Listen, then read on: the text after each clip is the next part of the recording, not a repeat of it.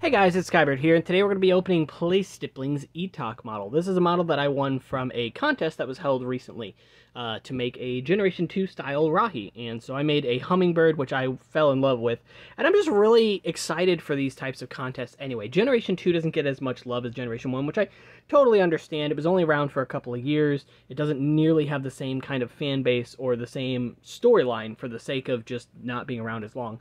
And also, obviously, being made from the controversial CCBS system, which some people I'm sure felt like was a departure from Bionicle. But that said, I loved seeing all the different creations that people came up with for this contest, for other things as well, and I can't wait to see more stuff come from this. Unfortunately, I didn't get to participate in this past contest, which I really wanted to with the Outlaw, but again, I will be linking PlayStipling's channel in the description below. And without further ado, let's go ahead and open this up. Trying to do this without showing any stuff.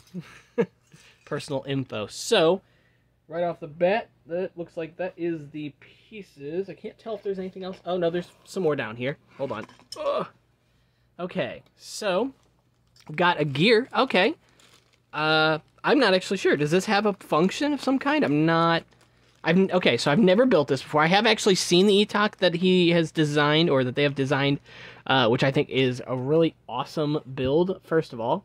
Let's go ahead and just unravel this, because this is super cool. Oh, wow. So is this the instructions? That's fantastic. First of all, those instructions are massive for something that I don't think is going to be super huge, but I'm actually kind of loving this. Oh, man. I'm going to have to lay something on this to flatten it out a little bit, but it says, "Hey, I'm ETOC. You may have heard of me. I love to build. I learned how to I learned how to build from stippling. I'm also made of rocks. Do you know what else is made of rocks? Pebble cookies. I love to eat them. They taste so great. They make me giggle and my stomach dance. I'm excited to join you on your adventures and build with you, but first, you have to put me back together." I adore this. Oh, this is so good. And it's like really nice quality too, honestly. I want to know who they got their instructions from. Or do they make their own? That is really awesome, though. I'll have to definitely reach out to them further. So, but yeah, really excited about this. Trying to do this with it happening. So, one thing I should mention is that this was kind of lost in the mail for a few days. So, it has spent a couple extra weeks in this tube than it probably meant to. So, I'm going to try and build this from these instructions. However, it is going to play a little bit difficult. I think that's just something we're going to have to deal with. So, first of all, right off the bat, we are going to build 2 of these legs, it looks like. So, 1 there, and let's see here. Let's kind of sort some of these pieces out a little bit, too, just so that we get everything together. Hold on. Did I... Oop, hold on. I only see... Hold on, I only see one of a specific piece. I might be missing it. I could completely be blind or have knocked it off. Let's see here. I don't know if there's a parts list in the instructions. Let me see. I do apologize for taking a little bit of extra time. I don't see one. Hold on a second.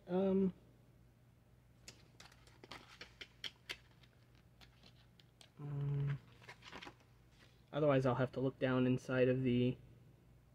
Oh, okay. I think it's just a color swap. I see 3. Yeah. So I see 3 of this piece total in the instructions, and I see 3 of this piece total in hand. 2 of them are dark gray, and 1 of them is light gray. So I'm gonna go...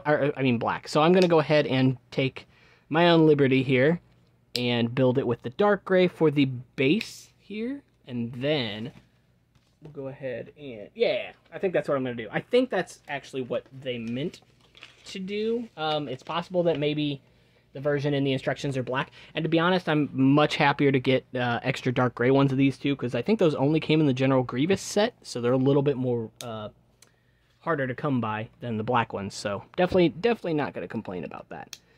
But just something that I wanted to go ahead and mention. It looks like these are just going to go straight onto here.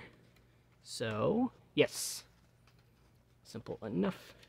And yeah, it does look like it has a function going on here, so I'm pretty excited to see what's... I think, so I haven't built this. I already think I understand what the function is going to be, and if it is what I think it is, I'm I'm going to be so excited. Oh, okay, so I'm just going to take a guess.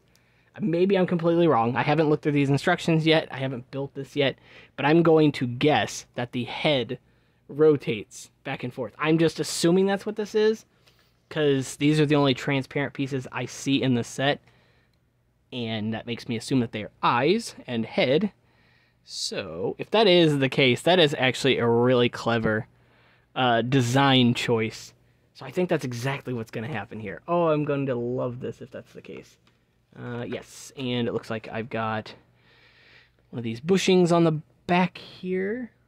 Yes, and then... Oh, okay, I'm going to say I called it before I get there. So we got that. It looks like we're going... Yes. Oh, that's so cool. Yeah, that's exactly what it looks like it's going to happen. So the big gear goes on the back here on this friction piece. And then the small gear up at the top here. And that's going to add friction. I don't think it really matters which gear is top to bottom here. Oh, that's so cool. It's actually really unique, too, because I've never seen a function like that before. It's simple. See, so when I was a kid, you know, I always used to think that, like, functions had to be dynamic, or they had to play into, like, a battle function, because it's what I saw from, you know, original early Rahi and Bionicles and stuff. And, so it always just set like this high standard, that this bar that I couldn't cross. And over time, I've learned to kind of bake it down to just simplistic stuff. Sometimes functions can be simple. They don't have to be anything complex or any like crazy geometry, you know, doing anything difficult. It can be really simple stuff. And sometimes the best functions come from the simplest functions. So I'm going to go ahead and preemptively turn that. Let's make 2 of these, because I have to assume that these arms are going to be about the same. So, let's go ahead and do that. We're throwing that on here. That on here as well. Actually, I think I like the dark gray here better than the black too, because it just kind of cuts through. So you get this dark gray layering, then black, then dark gray, then black. So it just feels better, if that makes sense. I don't know. Maybe I'm making no sense at all, and that's okay. Yep, that is exactly what's going to happen. We are going to be putting the face. Oh, interesting. Oh, okay, that goes on the back. I didn't notice that. Cool. So this goes here, and this is going to get 2 of these pieces. So these little spikes here. Also, these are going to go. Oop. Let's try. Try to do this properly. So let's get this on here.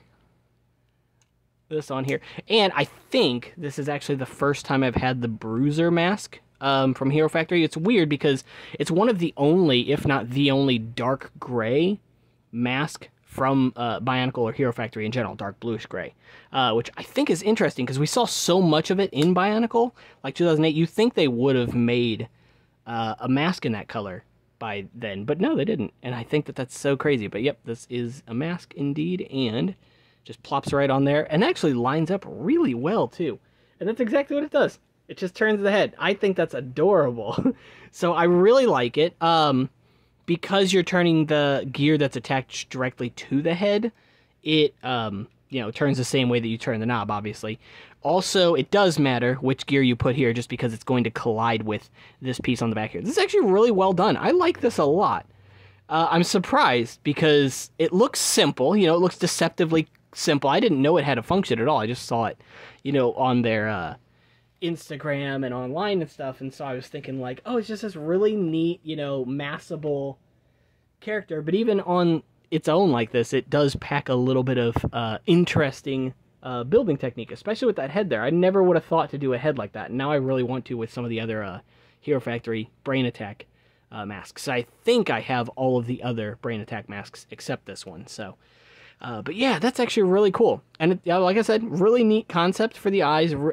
I also like that they're gemstones too, because he's already a rock. So kind of plays in double, but also, you know, those gemstones come in a lot of colors that some other pieces don't. So like pink and stuff like that, purple, means that it's really nice because you can make the eyes in several other colors. Obviously, being lime green like this right now, or neon green, they're fluorescent, so if you shine a black light on it, it's gonna make the eyes glow, which is really cool. But yeah, I like it a lot. I'm super happy with it. It looks good from pretty much all angles here. I think, you know, if you were going to critique it, maybe the back being flat is a little bit strange, but I don't mind it at all. I think it kind of works into the shape of it, to be honest. I guess just because you think it's going to kind of continue around the back and it doesn't, but I actually kind of like it because the asymmetry of that kind of build makes them feel more like a rock. Like, yeah, so I'm very happy with this.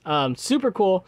I like this build a lot, and yeah, I'm very happy to have it. So thank you very much, Play Stippling, for your contests.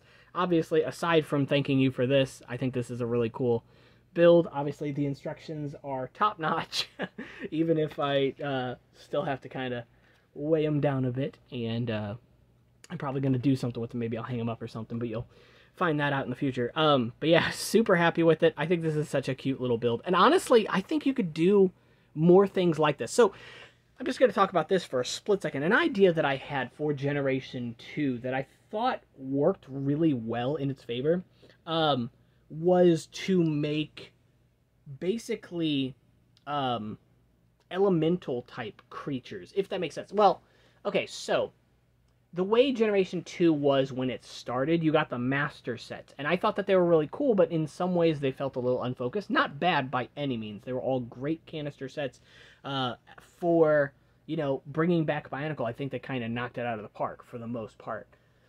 Each one felt like a unique character and so on and so forth, but one of the things I wasn't a huge fan of was the heavy emphasis on transparent colors and metallic colors, especially on certain characters. Some characters had more than others, and it felt really strange. And so I had this idea where, you know, I could focus down some of the colors on the Toa sets, the master sets, and then build these elementals with those transparent colors in mind. So, for example, Tahu might be, you know, red and silver, but then the fire elemental might have that trans orange going on in him, just to kind of bring everything together. Or maybe gold, you know, obviously. And so I ended up building what I called the Amethyst Beast, which was just a, you know, throw together build, but it was, you know, a decently large character. And I used the Uniter masks for them because I thought it was a really neat idea for the characters to have these Uniter, or rather, these elementals to fight to become their Uniter forms, if that makes sense. And so in a way, these weren't necessarily a villain, because the elementals in themselves didn't want to necessarily attack the Toa or the masters, but rather they just protected the masks. And so because the masters needed to get the masks, that's what would cause the conflict, if that makes sense. And so I thought it was a super cool idea, and this in a way kind of reminds me of that. Obviously this is a small form factor, but I think that's kind of what I like about it. So as I was saying, very happy about this. I will definitely see you guys in the next one. Of course, make sure to check out Play Stippling's YouTube channel. I think that they are a fantastic builder who's doing a lot of good for the community and has garnered up a very well-rounded and very polite following as well. And of course, make sure to just kind of keep trying in the future for so you can one day own yourself one of these as well. And I will see you guys in the next one. Take care.